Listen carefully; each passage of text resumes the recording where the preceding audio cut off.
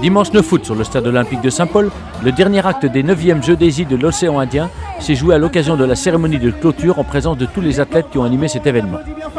Le président du COJI est apparu très fatigué, mais satisfait d'avoir rempli sa mission. Le bilan est très positif.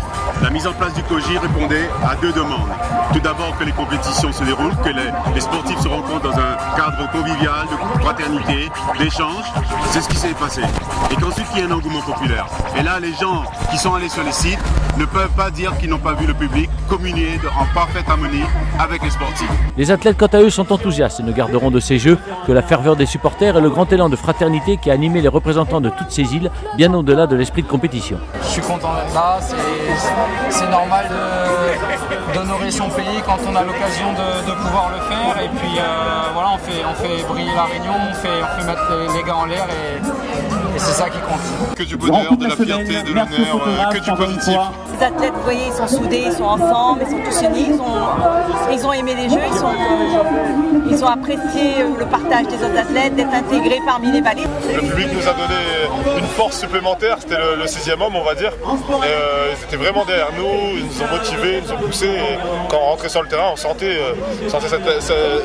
la motivation que le public pouvait nous donner. Bien évidemment, Thierry Grimaud ne manque pas de s'expliquer sur ces événements externes, totalement indépendants de sa volonté et qui ont assombri ces Jeux. C'est vrai que nous avons des événements périphériques qui ont pollué quelque peu cette manifestation.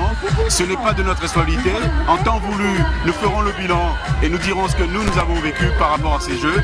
Mais pour moi, je suis très satisfait, surtout de l'engagement de milliers de bénévoles, les bénévoles de mon organisation dans le cadre de la manifestation, les bénévoles des ligues et comités dans le cadre de l'organisation des compétitions. Les athlètes, quant à eux, n'ont pas la langue de bois et ne manquent pas d'exprimer également leur tristesse sur ce qui aurait pu gâcher leur fête, mais ils ont prouvé qu'ils étaient les plus forts. Les athlètes ont été pris en otage, ils sont tous entraînés difficilement pour cet événement, pour leurs objectifs, et puis voilà, certains n'ont pas pu s'exprimer, c'est bien malheureux. Malgré tous les petits problèmes qu'il y a pu y avoir au niveau politique, on a réussi à rester soudés, à profiter de cette belle fête, à concourir dans chaque discipline, et on est tous fiers et heureux d'avoir pu participer à cette grande fête du sport.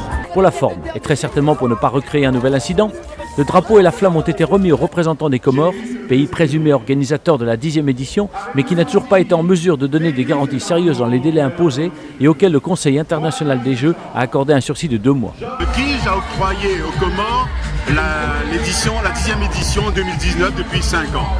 Donc actuellement, on n'a pas retiré la désignation du pays. On a demandé aux Comores de nous apporter des garanties le 20 octobre et à ce moment-là, on verra si les Comores maintiennent leur demande d'organiser les 10e Jeux des îles. Ce soir, nous allons remettre le drapeau des Jeux à la République des Comores. Clap de fin pour cette 9e édition émaillée d'incidents regrettables pour l'image du mouvement sportif indien-océanique, mais dans laquelle le sport et les sportifs sont sortis grands vainqueurs.